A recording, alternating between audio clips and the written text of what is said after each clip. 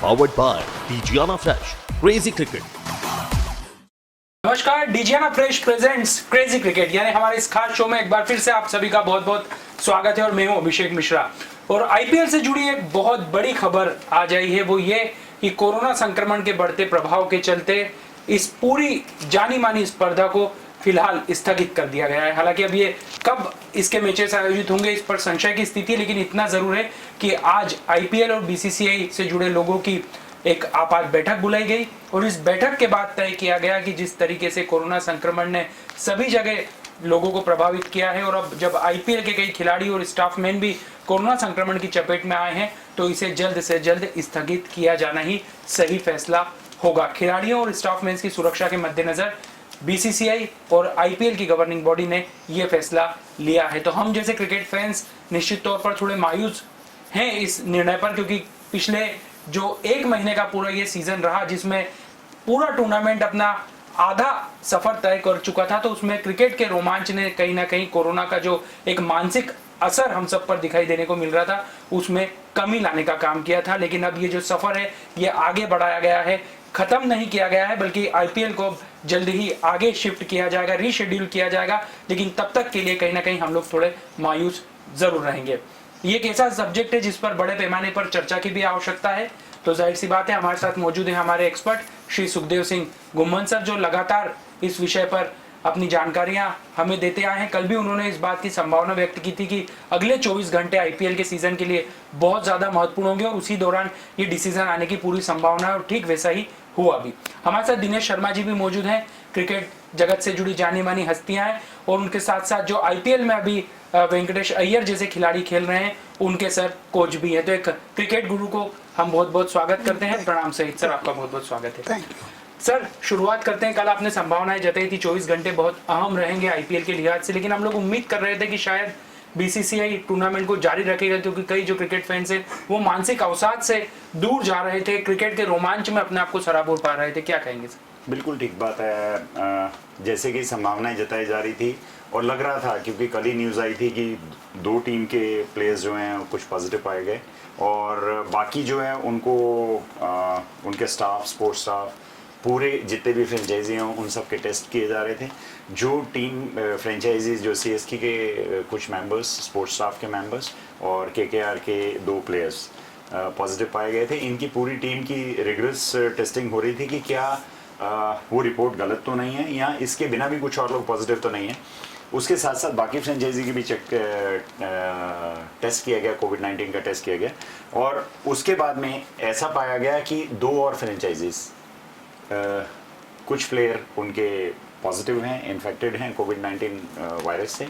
विद्यमन साहा का नाम लिया गया कि वो हैं, अमित मिश्रा का नाम लिया गया और इसके साथ साथ कुछ ग्राउंड स्टाफ, अंदेशा है कि कुछ लोग ग्राउंड स्टाफ के जो हैं जो हमें लगता है कि वो बायोस्क्योर बबल में नहीं थे, वो इन्फेक्टेड हैं। इन सब को मद्देनज़र रखते हुए बीसीसीआई ने एक अहम फैसला लिया है। एक बहुत बड़ा डिसीजन है ये कि प्लेयर्स की सेफ्टी और जितनी भी ऑर्गेनाइजेशन साथ में जुड़ी, क्योंकि आईपीएल अपने आप में एक बहुत बड़ा टूर्नामेंट है और उसको रन करने के लिए जितनी भी एजेंसीज, जितनी भी रिसोर्सेज, होटलिंग, ट्रैवलिंग,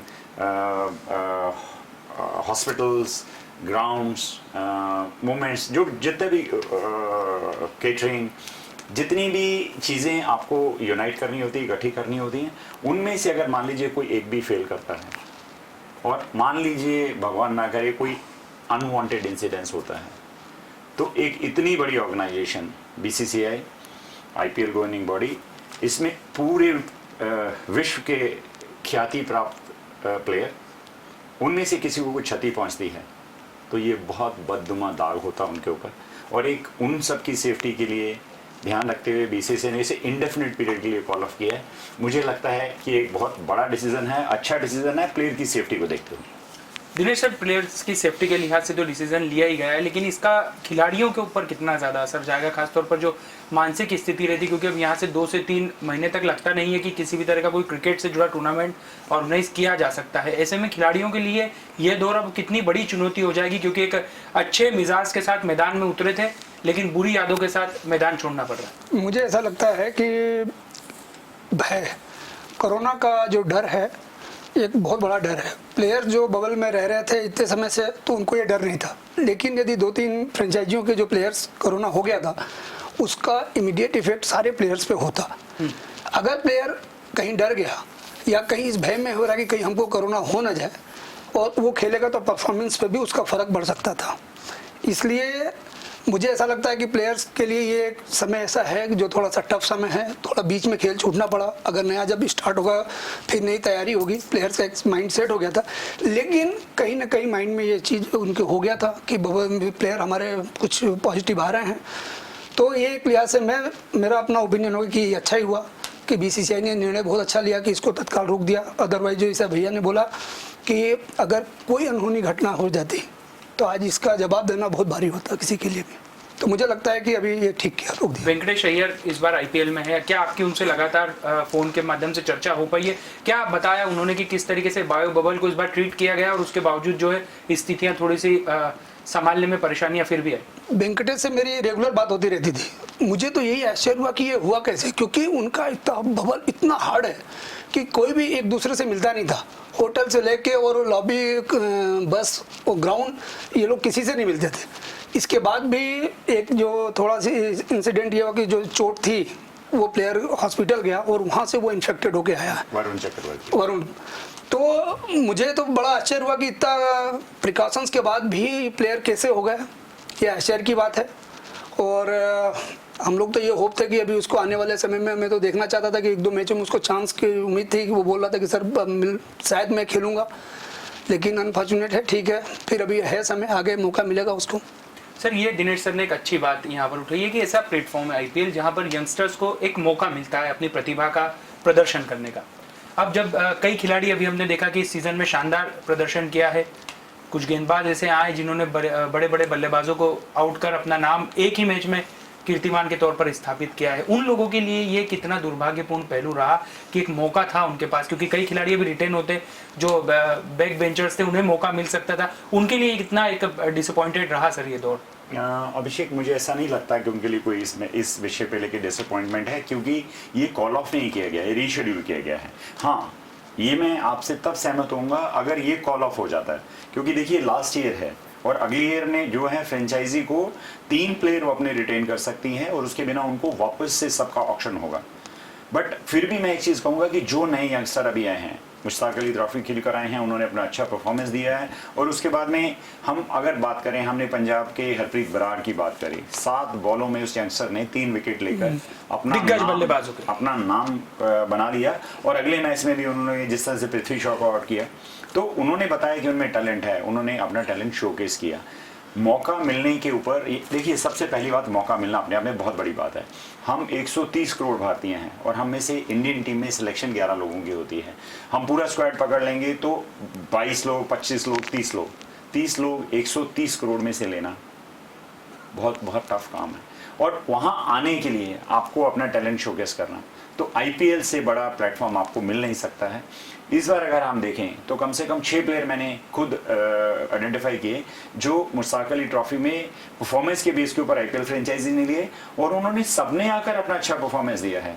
हम राजस्थान के लिए चेतन साकरिया की बात करेंगे तो उनको देखिए, उन्होंने लेफ्ट आर्मर, और सबसे बड़ी बात है, मैं एक मैच आपको वानखेड़े का साइड करता हूँ कि सामने विराट कोहली बैटिंग कर रहे हैं और ये यंगस्टर नई बॉल के साथ बॉलिंग कर रहा है और वो जिस तरीके से उसको बॉल कर रहा था, उसको रीड कर रहा था। एक में मैंने देखा कि विराट ने आगे स्टेप आउट को उसको मारने की कोशिश करी तो उसने उसको लोअर फुल टॉस डाला, विराट ने उसको मार पाया।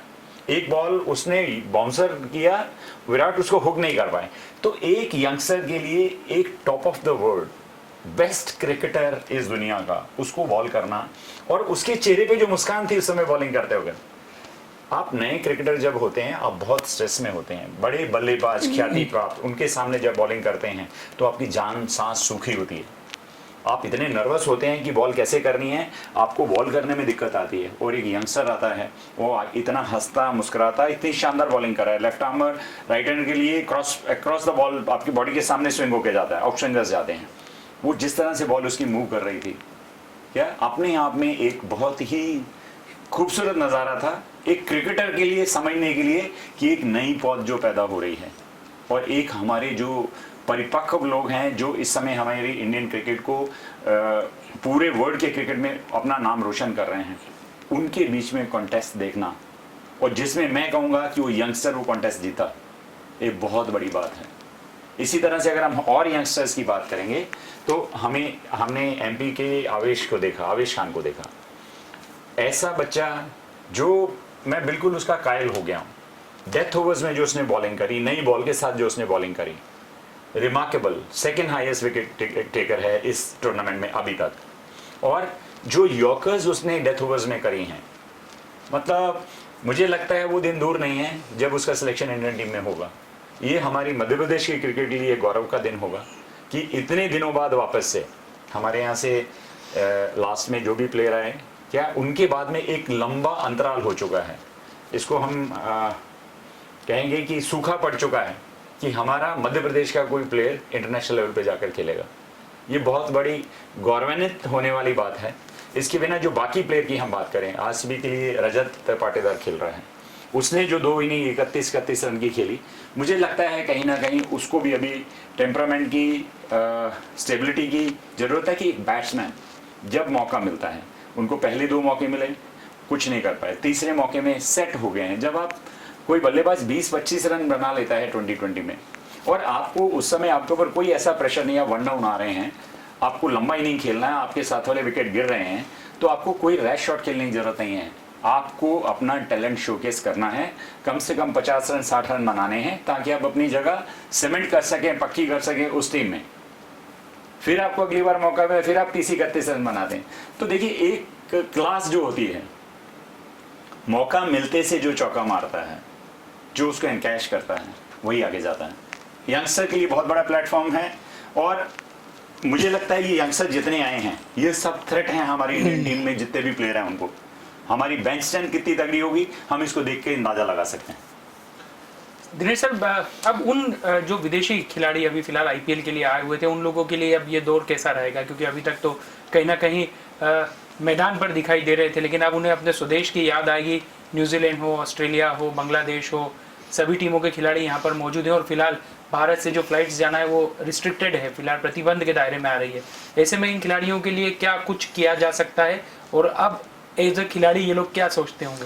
नहीं, मैं तो अभी इस लेटर का आज ही स्टेटमेंट सुन रहा था कि वहाँ के प्रधानमंत्री ने कुछ ऐसा बोला कि विवादित बोला, बट मुझे ये मालूम है कि बीसीसीआई बहुत सक्षम एक संस्था हमारी है, पूरा हमारा कंट्री भी बहुत सक्षम है कि इन प्लेयरों की बहुत अच्छे से हम हिफाजत करेंगे। और मुझे लगता है कि बीसीसीआई इनको अपनी कंट्री में बहुत आराम से, क्योंकि बहुत रिच हैं हम और बहुत संबल है, कोई दिक्कत नहीं है, सारे प्लेयर्स को कॉन्फिडेंस दिलाएंगे, और मुझे लगता है कि उनको अपने देश आराम से भेजेंगे वो। और ये प्लेयर्स भी आपने देखा होगा, इनके स्टेटमेंट सुने होंगे, ये बहुत कॉन्फिडेंट है। इंडिया में इन लोगों को, पोलार्ड तो मुझे लगता है कि उसका सेकंड घर ही इंडिया है। कई खिलाड़ी मतलब ये जो पिछले 7-8 सालों से आ रहे हैं, तो वो लोग इंडिया के बारे में जानते हैं। जॉनी रूट्स ने तो अपनी बिटिया का नाम इंडिया रखा हुआ है, तो इसलिए कोई डरने वाली ऐसी कोई बात नहीं है, और मुझे लगता है कि लोग सुरक्षित रहेंगे और कोई टेंशन नहीं है। तो ये एक बीसीसीआई की तरफ से इंश्योर किया गया है। जो विदेशी खिलाड़ी फिलहाल आईपीएल में शरीक होने आए थे कि उन्हें बहुत ज़्यादा परेशान होने की ज़रूरत नहीं है, उन्हें स्वदेश भेजने की जवाबदारी बीसीसीआई ने बहुत ही अच्छे तरीके से, सकारात्मक तरीके से उस बीड़े को उठाने की पहल की है, जो वाकई में इन खिलाड़ियों के लिए राहत प्रदान करने वाली बात होगी। अब बात करते हैं, अभी 29 मैच हुए थे, तो ये सफर आधा होने वाला था, लेकिन अपने साथ कई यादें भी छोड़ गया। ये कई ऐसे मुकाबले हैं जो हमारे जहन में लंबे समय तक रहेंगे। जब ये सफर दोबारा शुरू होगा, तो ये जो दौर रहा है, ये तकरीबन 1 महीने का, इसके कई ऐसे मैचेस रहे जो लंबे समय तक हमें याद रहेंगे। खासतौर पर 2 श्रेष्ठ टीमों के बीच जो एक भिड़ंत हुई थी, सीएसके वर्सेस मुंबई इंडियंस, जिसमें मुंबई इंडियंस ने 218 रनों का लक्ष्य हासिल किया। उन्हें टारगेट दिया था सीएसके ने पहले बल्लेबाजी करते हुए धोनी के धुरंधरों ने, लेकिन किसी ने उम्मीद नहीं की थी कि ऐसा भी मुकाबला हो सकता है जब 218 रनों का लक्ष्य जो कोई टीम है वो प्राप्त कर लेगी। यानी 40 ओवर्स में 400 से ज्यादा रन बन गई। ये अपने आप में बहुत खास मुकाबला था। सर, ये तो मुकाबला तो याद रहेगा मुझे लगता है। बिल्कुल, मुझे लगता है कि अभी ये कहना कोई अतिशयोक्ति नहीं होगी कि ये शायद पोस्टपोन होने से पहले के टॉप मैचेस थे। जब आईपीएल का कारवां दिल्ली पहुंचा, तो लास्ट 3 इनिंग जो अरुण जेटली स्टेडियम न्यू दिल्ली में खेली गई, एक में 217 रन बने, एक में 218 रन बने और तीसरे में 220 रन बने। अनफॉर्चुनेटली उसमें हैदराबाद जो है 165 रन बनाकर आउट हो गई। बट जो फीस्ट क्रिकेट का दिल्ली की बैटिंग पैराडाइज ने दिया, वो दर्शक मुझे लगता है सालों साल याद रखेंगे। जब हम लोग क्रिकेट देखते हैं तो हमें क्रिकेट में चौके छक्के देखना पसंद है। बैट्समैन जब बॉलर को पीटता है, मारता है बॉल को, और जब बॉल जाती है और जो आनंद आता है देखने वाले को, वो उसकी चरम सीमा थी। वो 218 रन बनाना, और उसके बाद हर एक आदमी ने मुंबई जैसी टीम को रूल आउट कर दिया था कि वो एक थोड़ी सी इनकंसिस्टेंट इस सीजन में खेली। ये पहले चेन्नई में खेले तो चेन्नई में स्लो स्लगिश विकेट थी, टर्निंग विकेट्स थी, उसके ऊपर बैट्समैन अच्छा परफॉर्मेंस नहीं कर पाए। बट यहाँ आकर उन्होंने एक मैच बहुत कन्विंसिंगली जीता, और अगले मैच में जब 219 रन किए। और क्रिकेट क्या है, क्रिकेट की जो अनिश्चितताएं हैं, क्रिकेट जो अनप्रेडिक्टेबल कहा जाता है, उस दिन हमको मैच में देखने को मिला।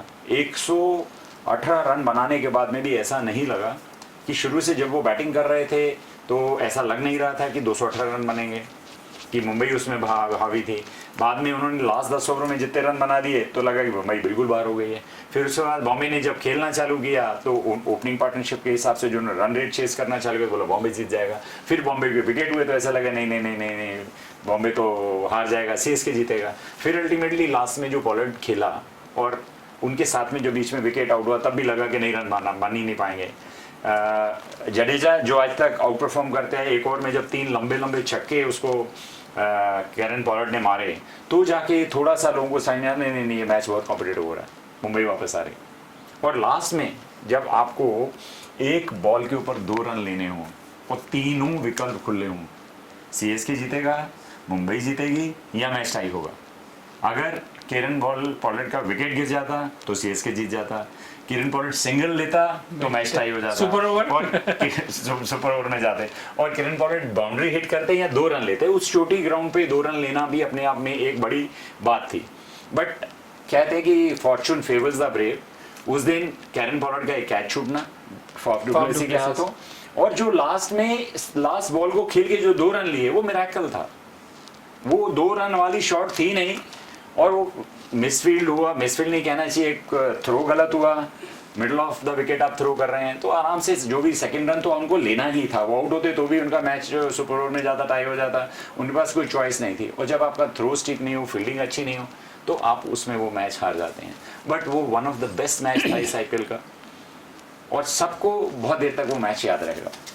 दिनेश सर, इस टूर्नामेंट में अब तक 3 हमने देखा कि शानदार शतक भी आए। T20 जैसे फॉर्मेट में शतक बनाना अपने आप में एक बहुत बड़ी बात होती है, लेकिन हमने देखा कि देवदत्त पड्डीकल, जॉस बटलर और संजू सैमसन।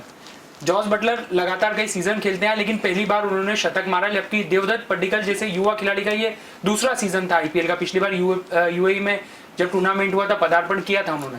तो ये यंगस्टर देवदत्त पड्डीकल की खासतौर पर बात करेंगे, कितना क्षमतावान आपको दिखाई दे? पड्डीकल नेक्स्ट टू इंडिया का प्लेयर है, बहुत हाईली टैलेंटेड प्लेयर है, और मुझे लगता है कि वो बहुत लंबा समय तक आप रोक नहीं पाओगे, वो इंडिया खेलेगा। वो जो कॉन्फिडेंस, वो जो बॉल चूज करता है, वो अच्छी बॉल को मारता है। सबसे बड़ी बात है कि कोई बैट्समैन वेट करता है, बॉल लूज बॉल फेंको आप मारेगा, उसका रीच इतना लंबा है। जो कि मैं क्रिकेट खेलता हूँ, अपने को मालूम है, ये नेचुरल होता है। ये कोई प्लेयर प्रैक्टिस करके नहीं बना सकता कि वो उस बॉल को मार देगा। जैसे युवराज सिंह था, युवराज सिंह के पास एक नेचुरल था कि वो दूर की बॉल को भी पिक करते थे, मतलब अच्छी बॉल को मारना। ये टैलेंट पड्डीकल के पास है। 100% ये आपको 1-2 सीजन के अंदर इंडिया के ओपनिंग करते हुए दिखेंगे।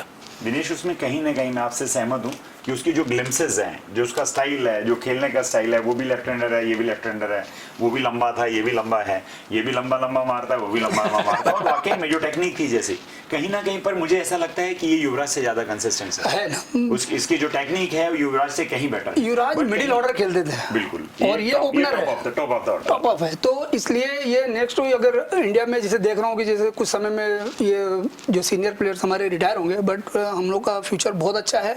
ये आईपीएल प्लेटफॉर्म से मुझे ऐसा लगता है कि इंडिया का, आपने जैसे बताया, पीछे हमारे पास 20 प्लेयरों की ऐसी लाइन है। मैंने चेक किया, मीडियम पेसर्स, स्पिनर्स या बैट्समैन, 20 प्लेयर कम से कम ऐसे ऐसे जो कभी भी खेल सकते हैं। ऑस्ट्रेलिया उसका नमूना है। सर, जब पिछली ये बार सफर- ऑस्ट्रेलिया में हमारे सारे प्लेयर बड़े बाहर थे, इसके सर, बाद जब भी ये जीत सफर गए। चालू हो आईपीएल का, तब आप वो लिस्ट अब अगली बार जब हम शुरू करें तो जरूर लाइएगा। मैं बिल्कुल दूंगा मैं आपको लिस्ट। हम लोग एनालाइज करता रहता हूँ मैं बैठ के कि भाई कौन सा प्लेयर क्या चल रहा है, कौन सा प्लेयर है, कौन से इंडिया। कुछ प्लेयर ऐसे आपको दिखेंगे जो आईपीएल टाइप की है कि आईपीएल ही खेलेंगे, वो लंबा नहीं खेलेंगे। कुछ प्लेयर ऐसे रीड हो जाएंगे नहीं यार ये लंबा खेलेगा, ये इंडिया खेलेगा।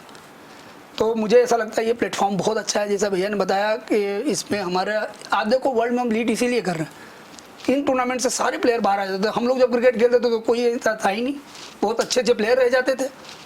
इसमें प्लेयरों को आज इंडिया के कम से कम 100 प्लेयरों को तो मौका मिल रहा है उस प्लेटफॉर्म पे खेलने के लिए। और ये एक ऐसा कॉन्फिडेंस, इसका अगर आप देखेंगे 2020 का जो प्रेशर है ये इक्विवेलेंट टू वनडे और टेस्ट मैच के बराबर ही होता है, इसमें कोई कम नहीं है। ये उतना ही प्रेशर है, बल्कि रादर इसमें ज्यादा प्रेशर होता है, ज्यादा प्रेशर होता है। बल्कि केविन पीटरसन ने तो एक नई मांग उठा दी कि अब अगर 100 मीटर से ज्यादा लंबा छक्का जाए तो उसके 12 रन दिए जाए। ये भी अब एक नया उन्होंने एक शगुफा छोड़ा है, वो होता क्या है आगे, लेकिन कहीं ना कहीं इस तरह के भी अब धड़ाधड़ क्रिकेट में मांगे उठने लगी। अब बात करते हैं इस सीजन के कुछ खास पहलुओं की।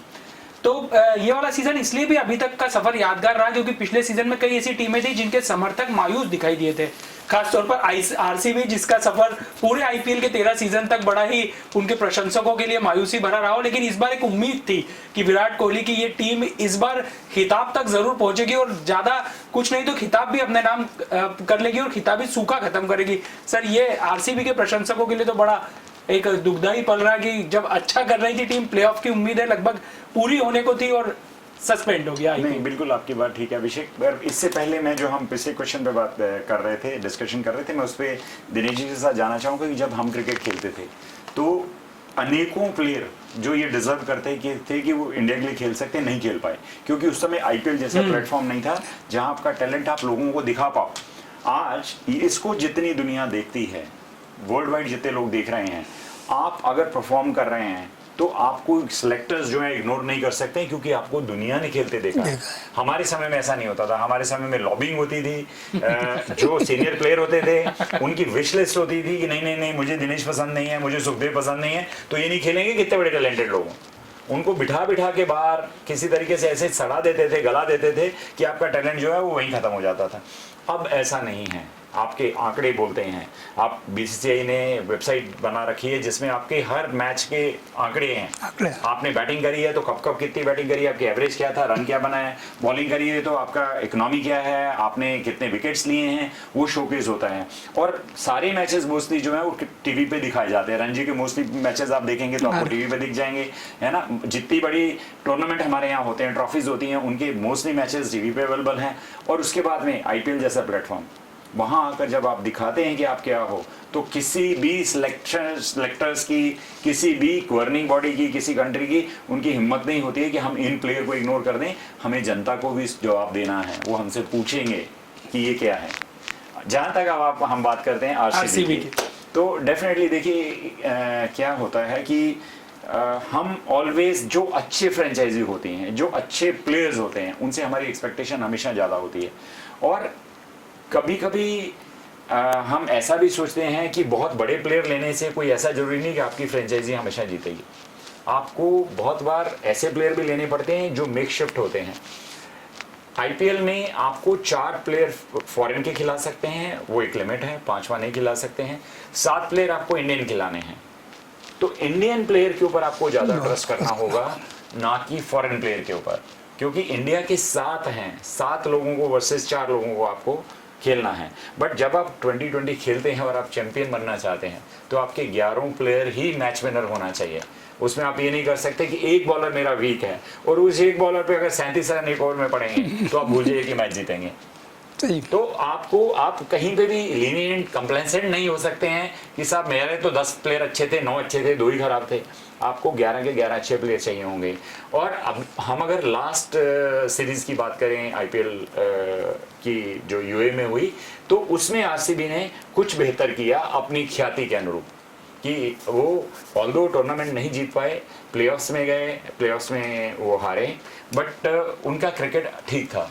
बट उनकी फ्रेंचाइजी ने और कप्तान विराट कोहली ने इस बार जो टीम में चेंजेस किए, जो नए प्लेयर लिए, जिन्होंने आके एक नया होप, एक नई एनर्जी फूंक दी उनमें, हम बात करेंगे तो मैक्सवेल की बात करेंगे कि उन्होंने आके किस तरह से शुरू के तीनों चारों मैच में जो बैटिंग करी है और जिस रिस्पॉन्सिबिलिटी के साथ बैटिंग करी है, पहली बार ऐसा लगा कि मैक्सवेल अपनी टैलेंट के साथ में जस्टिस कर रहे हैं।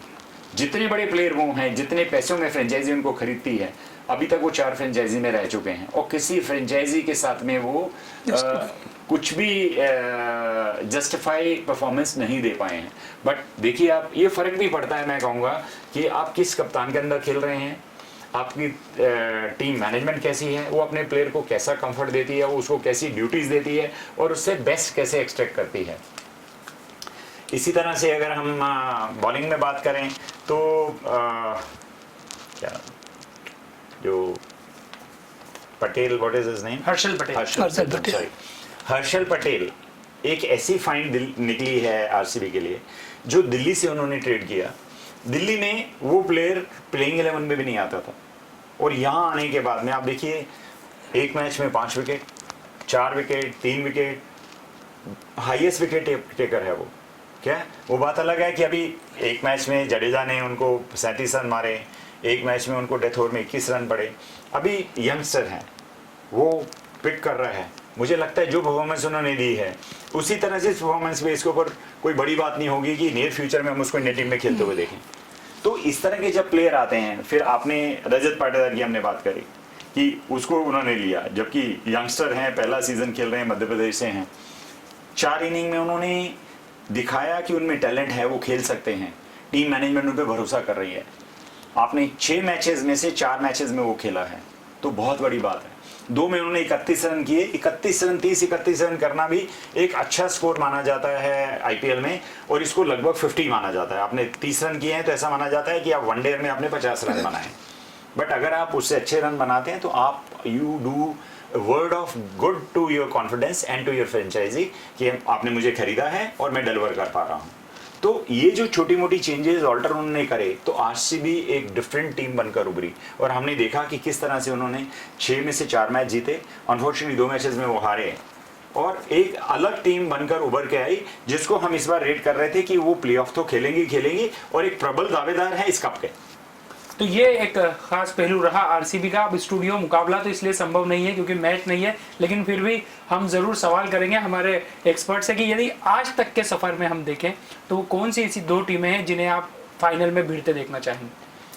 देखिए, आज अगर हम देखेंगे तो मुझे इस पर्टिकुलर समय तक 3 टीमें ऐसी लग रही थी जो लगभग सिमिलर पॉइंट टेबल पे, एक जीतती थी तो ऊपर चली जाती थी, क्योंकि देखिए एक मैच जो एक्स्ट्रा खेलेगी उसको 2 पॉइंट एक्स्ट्रा मिलेंगे, तो वो पॉइंट नंबर 1 रैंकिंग पे आ जाएगी, सेकंड दूसरे पे आ जाएगी, तो थर्ड रहेगी। तो मुझे ऐसा लगता है 3 टीमें ऐसी थी जिनको हम कह सकते हैं कि ये लगभग नेक टू नेक खेल रही थी, और उनकी भी तीनों की हम रेटिंग कर सकते हैं।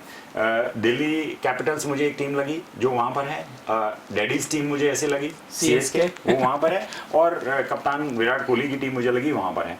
मुंबई इंडियन को तीनों को देखेंगे, मुंबई इंडियन को आपने नहीं, मुंबई इंडियन देखिए प्लेऑफ में 4th पे। आज अगर हम आज की बात करेंगे तो हम प्रेजेंट उन्होंने कैसा खेला उसके ऊपर, उनके पॉइंट्स टेबल में क्या है। हाँ, डेफिनेटली प्लेऑफ की बात करेंगे तो मैं उनको प्रबल दावेदार मानता हूँ कि प्लेऑफ में 4थी टीम नहीं आ सकती, मुंबई इंडियंस आएगी। मुझे मालूम था, मुझे भरोसा है कि वो आएगी, क्योंकि जिस तरह का ब्रांड ऑफ क्रिकेट उनका है और जो डेप्थ उनके प्लेयर में है, जो टैलेंट है, तो आ जाते। बट हम बात कर रहे हैं कि फाइनल्स में कौन जाएगा। तो अगर प्रेजेंट सिनेरियो में 3 की बात करें, मुझे रेट करना हो तो मैं ऐसा बोलूँगा कि जो इनकंसिस्टेंसी कभी कभी आप दिखाते हैं, जैसे विराट कोहली की टीम ने 2 बार 3 ओवर 4 ओवर के बीच में 4-5 विकेट गंवाए और वो मैच लंबे डिफेंस से हारा, वो दिखाता है कि आपकी टीम प्रेशर के अंदर और स्पिनर्स के अगेंस्ट कम्बल करती है, जो एक अच्छा साइन नहीं है। आप कहीं ना कहीं उस पर फॉल्टर करेंगे। 2 बार आप कर चुके हैं। दोनों बार ऐसा हुआ कि उस दिन हरप्रीत बरार ने, एक नया यंगस्टर आया 7 बॉलों के अंदर, 3 top batsman of the world, Virat Kohli, Maxwell, AB de Villiers, 3 को एक प्लेयर आता है और आउट कर देता है। उससे पहले हमने लास्ट वानखेड़े में देखा कि डैडीज टीम के अगेंस्ट जडेजा ने और मोइन अली ने 3-4 ओवर में 5 विकेट लिए और वो हार गए। आप किसी टीम से इस तरह का प्रदर्शन एक्सपेक्ट नहीं कर सकते हैं जो एक टॉप कप विनर होनी चाहिए। आपको जैसी परिस्थितियों उसके हिसाब से खेलना है, बट आपकी विकेट इन्हें हीप नहीं गिरनी चाहिए कि एक साथ 5 विकेट गिर गई, 5 विकेट मैच खत्म हो गया, कुछ बचता ही नहीं है उसमें। तो मुझे ऐसा लगता है कि उसको मैं उनको थोड़ा डिस्काउंट करूंगा कि आरसीबी नीचे रहेगी। उसके बाद मैं बात करूंगा कि सेकंड पे जो मुझे लगता है, मुझे दिल्लीज टीम लगती है, उसमें मैं क्रेडिट दूंगा धोनी को कि उन्होंने अपनी चतुराई से जो अपनी टीम को लीड किया, उनसे बेस्ट एक्सपेक्ट किया। वो बहुत अच्छा इस टूर्नामेंट में खेले, बट फिर भी अगर मुझे नंबर 1 टीम रेट करनी होगी इसमें अभी तक, तो मैं उसमें यंगिस्तान को नंबर 1 दूंगा, दिल्ली कैपिटल्स को।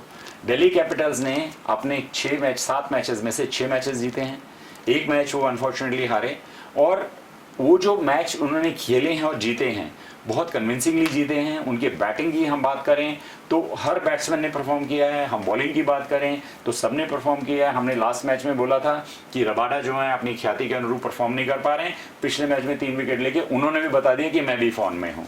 और उनकी आप बेंच स्ट्रेंथ देखिए, आवेश खान खेल रहे हैं, अनुज नोकिया जो हैं बहुत इनफॉर्म बॉलर हैं साउथ अफ्रीकन, अभी प्रेजेंट एक सीरीज पाकिस्तान कर खेल कर आ रहे हैं और बहुत सारी विकेट लेके हैं। इकोनॉमी बहुत कम थी और बहुत फायरेसी, बहुत तेज बॉलिंग उन्होंने वहां करी थी।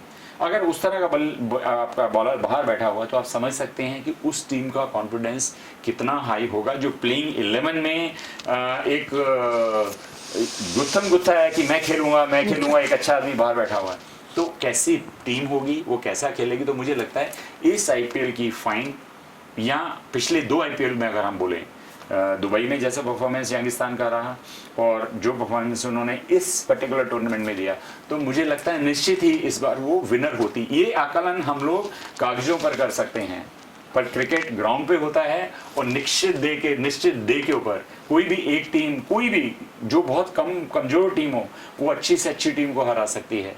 हम वर्ल्ड कप की बात करेंगे तो हम लोगों ने वेस्ट इंडीज के अगेंस्ट इंडिया ने जो मैच जीता था वर्ल्ड कप का, उसमें हमें किसी ने 2% 5% भी रेट नहीं किया था कि हिंदुस्तान वर्ल्ड कप जीतेगा। पर देखिए हमारी टीम ने 182 रन का लक्ष्य को डिफेंड किया और कितने कन्विंसिंगली हम लोग वो वर्ल्ड कप जीत गए। तो क्रिकेट ये है, अनिश्चित है, अनप्रेडिक्टेबल है, गिव एंड टेक के ऊपर कुछ भी हो सकता है। एक प्लेयर की अच्छी बैटिंग जिता सकती है, एक प्लेयर की अच्छी बॉलिंग उसकी टीम को जिता सकती है। सिर्फ एक अच्छा परफॉर्मेंस चाहिए 11 में से, जो एक अच्छा परफॉर्मेंस देगा वो टीम जीत जाए। दिनेश सर, आपकी चॉइस की टीम है अगर आप फाइनल में देखना चाहते हैं 2 टीमें, तो दिल्ली कैपिटल और चेन्नई।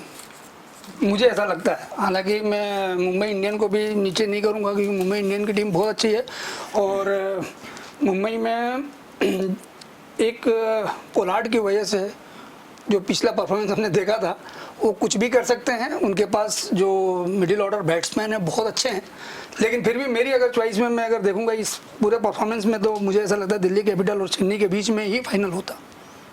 तो कुछ टीमें ऐसी हैं जिन्होंने अपने प्रदर्शन के बल पर, जैसा हमारे एक्सपर्ट बता रहे हैं, कि एक इतनी जगह बना ली थी कि अगर आधा टूर्नामेंट में भी उन्हें देखा जाए तो वो मजबूत और प्रबल दावेदार के तौर पर उभर कर हमारे सामने आए थे। तो कुल मिलाकर सफर इतना ही था आईपीएल का, लेकिन अभी ये खत्म नहीं हुआ है, जल्दी ये सफर फिर से शुरू होगा। लेकिन जितना टूर्नामेंट हुआ था हमारे जहन में कई यादें छोड़कर जाएगा, कई ऐसे प्रतिभाशाली खिलाड़ियों के प्रदर्शन के तौर पर हम इस टूर्नामेंट के सफर को याद करेंगे।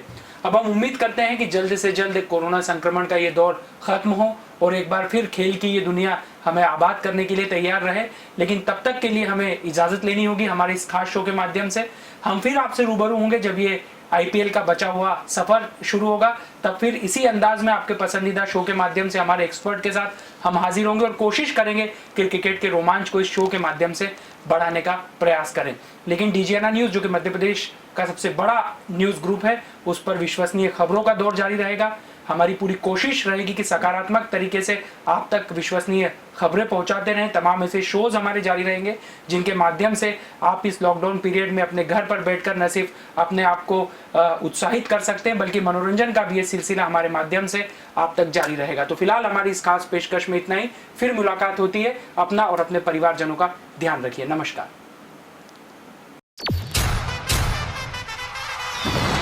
Powered by Pijiana Fresh. Crazy Cricket.